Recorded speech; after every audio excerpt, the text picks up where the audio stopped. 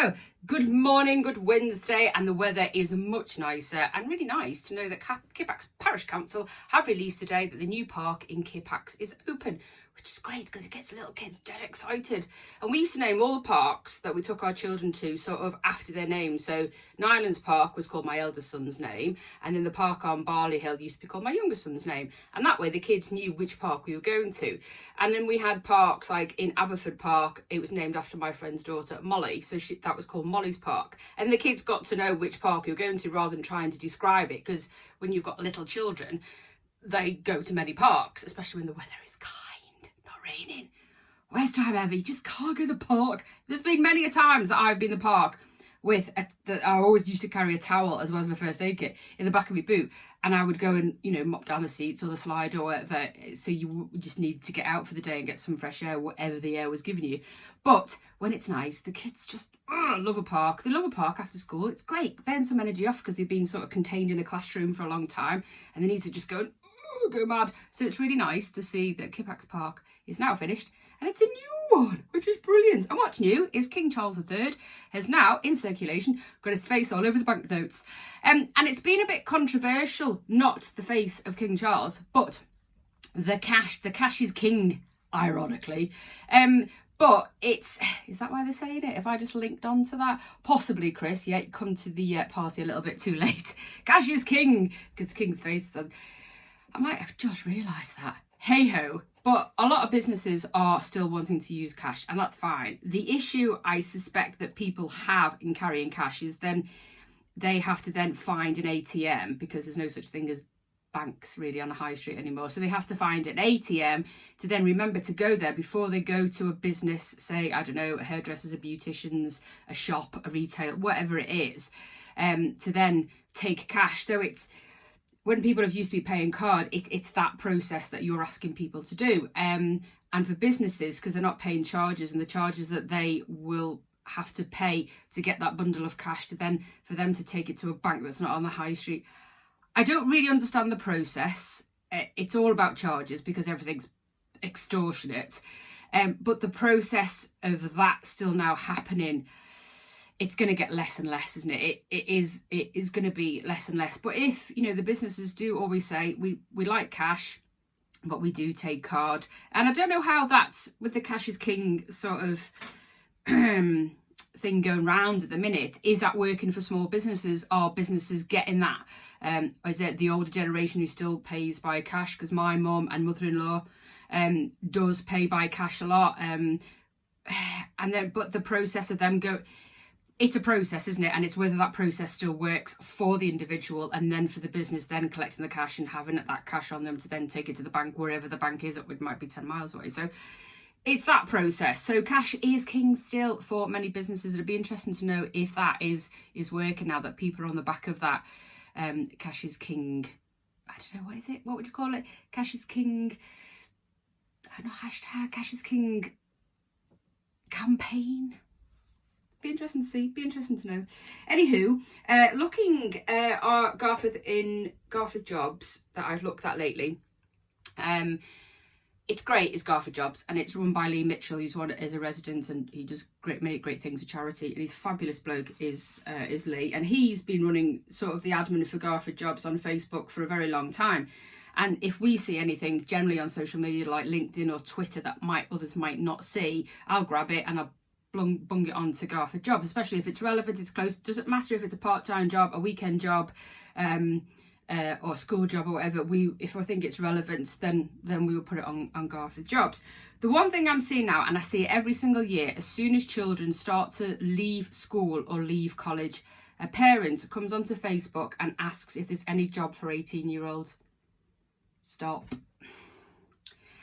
As a parent, research, absolutely go and see and help your child to find what's out there, especially if they're leaving school and not maybe going to college, and they just want, which I find a lot of my friends' children are at the age of 15, 16, desperate for some experience in a job to then go and get some pennies, because everything costs so much and they want their hands on, for them cash is king, so they're wanting to spend and be able to go out with their mates and stuff. So they're all desperate to work, which is great because they've got that, you know, I've got to earn, I've got to work to be able to get it. I can't just lend off mum and dad anymore as much because everything's so expensive.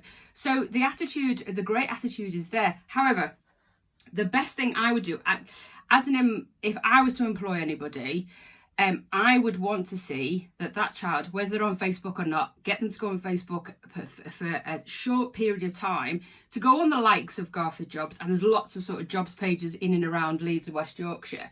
Go on themselves, go and put what they've done if they have, even if they've got a Duke of Edinburgh at school or they've been part of a team. Put a little CV together. This is who I am. This is sort of what I do. This is the experience if I've had any. This is what I'm looking to do. Get them to do that. Get them to do the request. I think far better of somebody, especially if they're 18, to go onto a Garforth jobs page, for example, and ask about whether it's a weekend job, a part-time job, a full-time job, whatever they're looking for them to do that running about. For them, don't get your mum and dad to do it. You need to do it. It's good for your mum and dads to help with the research and finding a job, but asking on your behalf, meh, I would rather you do it. So even if it's just temporary, I know our young people aren't on Facebook, but if it means that you can just get on it to find a job, then please do that.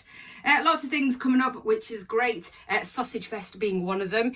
I'm just so excited about Sausage Fest. Tickets went on sale on the 1st of June. We are sharing it on all our socials and on the maindeal.co.uk. You will find information on there. Or more importantly, go to Instagram or Facebook, Garforth Community Festival. On Instagram it's GC Festival. Please go on and book your tickets for the 26th of October, which will be held at the Welfare Hall, and go and have a look. What are you going to get for your money? It's going to be brilliant, and Bear Brass Band are playing, so it's going to be epic. And we have a compare, so it's all very organised. And the Gin Shack and the team are going to be there at the bar. So come on, help us raise some money for Festival next year, because as we know, and we said, we've not had a lot of money this year in order to put it on this July, so we're doing a fundraiser. So if you want something in your bun, a big sausage, and lots of, you know, dancing and whoop, whoop, whoop, whoop in October, on October 26th, come get your tickets, because there, as with the Garforth Welfare Hall, there's only so much room, and we've got big long tables, so it's going to be fun. It's going to be community, it's going to be raising money, and we've got Ice and Harrison solicitors who are sponsoring the event as well, which is brilliant. So please do go and have a look at their Facebook or Instagram pages and get your tickets. They're on Eventbrite, because when they're gone, they're gone. It seems a long time till October, but if you get them, you know you've got an event. It's a bit like girls' maths, isn't it? Which I'll never understand. I've got my ticket now, and then I've got an event in October, and did I pay for it? Yes, you did, because you were organised and you paid for it now. Garforth in Bloom Fair on Saturday the 8th at the Welfare Hall from 10 till 12. Go and support them, because they're fabulous, they're brilliant, they're great volunteers, and they make Garforth look beautiful. Also, the Podger, they've got 2 events coming up. One this Saturday, a Motown event from 6:30 to 11, and then next Saturday they've got Thomas Heppel on from the 14th to 6th at 9 p.m. So there's lots of cool events going on at the Podger. Go and follow their Facebook page and you can see, so you don't miss out, because they've got lots of live events and they're all free, which is even better. And I've just seen on the 15th, which would obviously be the Sunday, at the Motorist in Sherburn, the Aston Martin Day, all day, which is great, because I'm a big car enthusiast, so I will probably see myself there. It's great. Go and follow the Motorist, because they've got loads of really cool things on, especially if you're a bit of a petrol head, or somewhere to take the kids to introduce them to some amazing cars. I did watch last night. I don't tend to do anything that really political on here, because it's irrelevant to the main deal, but because I don't feel that the government, any government or any politician really talks to our younger people, and now I have an 18-year-old, it's up to me and his dad to introduce him to politics, because he's going to be voting in July, and to have an understanding and for him to make his own choices, but to guide him, because as we've mentioned, I think we mentioned on the blog on Friday, which is coming this Friday, the monthly blog, is don't let TikTok be the engagement that they're getting, because the politicians can't be arsed, or a parent if you're not introducing. Just be very, very careful, because TikTok is showing them stuff that potentially isn't the right information. It's fake news, it's a bit rubbish, and it could be quite sort of turn them in the wrong way to vote perhaps the wrong way. So we got our elder son to watch the debate last night, and it is, at the end of it, it's a bit like, oh, would you vote for a kick in the head or a punch in the stomach? I don't know. One seems to answer more, but is it change? I quite like it, the debates. They can get a bit like, can't they? It's quite funny, but it's a good introduction to your child. So if you haven't watched it, get them to watch it, get a bit of understanding, because it's up to them at 18 to who they vote for. And they can't be influenced by me, because even in our household, me and my husband have never voted the same.